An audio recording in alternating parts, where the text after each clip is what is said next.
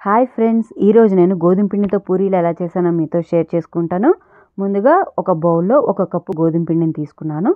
Half spoon salt వేసుకున్నాను.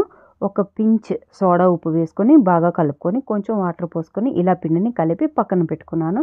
15 నిమిషాల తర్వాత వాటిని రౌండ్ షేప్లో చిన్నగా ఒత్తుకొని పెట్టుకున్నాను. ఫ్రెండ్స్, పెద్దగా అయితే పెద్ద బాండి పెట్టాలి, ఆయిల్ కూడా ఎక్కువ వేయాల్సి ఉంటుంది. సో చిన్నవి అయితే ఈజీగా ఉంటుంది. చూడండి ఎలా పొంగుతున్నాయో, హోటల్లో పొంగుతున్నట్టు పొంగుతున్నాయి కదా.